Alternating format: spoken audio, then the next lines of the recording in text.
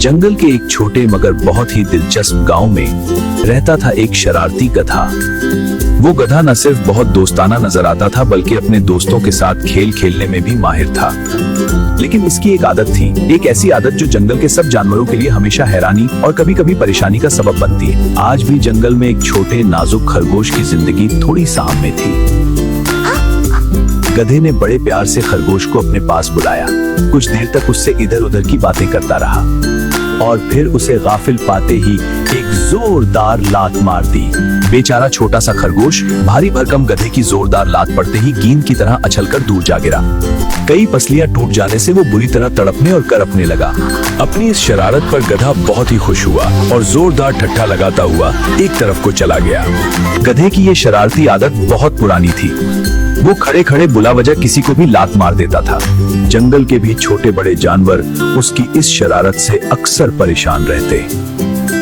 कुछ बुजुर्ग और जहांदीदा गधों ने कई बार समझाया भी, लेकिन वो अपनी हरकतों से बाज नहीं आया। इसी तरह की बातों से वो नसीहत करने वालों को बेवकूफ बनाकर मन ही मन बहुत खुश होता है। इसकी ये याराना मुस्कुराहट भरी बातों से वो इसकी शरारत को ताड़ जाते और समझाते, बरखुदार, रिश्ते में हम तुम्हारे बाप हैं। अपनी नाराजगी का इजहार करने के लिए लात मारना हमारी फितरत है, लेकिन बिला वजह किसी को भी लात मार देना शरारत है, बुरी आदत है, बुरी आदत है। अब भी वक्त है इस बुरी आदत को छोड़ दो, वरना तुम तो जानते ही हो कि हर बुरी आदत का अंजाम बुराई होता है। बुजुर्गों की इस नसीहत पर गौर करने के बजाय गधे ने अपना पैर उठाकर उन पर भी घुमा दिया। और अगर नसीहत करने वाले वो बुजुर्ग तेजी से एक तरफ न हट जाते तो उसकी लात सीधी उनकी थूथनी पर पड़ती। फिर भला गधे की लात खाने के लिए बुजुर्ग वहाँ कैसे ठहर सकते थे। पहली दोस्ती से ही सबके सब ढींचों करते हुए 9-2-11 हो गए। एक दिन गधे ने एक लोमड़ी को देखकर बड़े प्यार से कहा, आओ बहन मेरे पास आओ, बहुत दिनों बाद मिले, थोड़ी देर प्यार भरी बातें करेंगे। लोमड़ी आखिर लोमड़ी थी, होशियारो दिमागदार, उसकी मकारी में भला कैसे आती। वो उसकी झांसा देकर लात मारने वाली आदत से बखूबी वाकिफ थी। गधे की बात सुनते ही वो उसे देखते हुए बड़े प्यार से मुस्कुराई और दिल में सोचा, कब वक्त तू मुझे क्या सिखाता है, मन नहीं हिला रहा। मैं खुद तुझे आज ऐसा सबक दूंगी कि जिंदगी भर के लिए अपनी ये लात मारने की आदत भूल जाएगा। लोमड़ी दिल ही दिल में सोच रही थी, तेरी इस बुरी आदत से दूसरे कमजोर जानवरों को हमेशा के लिए छुटकारा मिल जाएगा। ये सोचते ही लोमड़ी ने अपने चारों तरफ देखा, फिर दिल ही दिल में मुस्कुराते हुए बड़े प्यार से गधे से बोली, मेरे गधे भैया, मैं बहुत दूर से आ रही हूँ और बहुत ही थकी हुई हूँ। मेहरबानी करके तुम ही अपनी इस बहन के पास आ जाओ।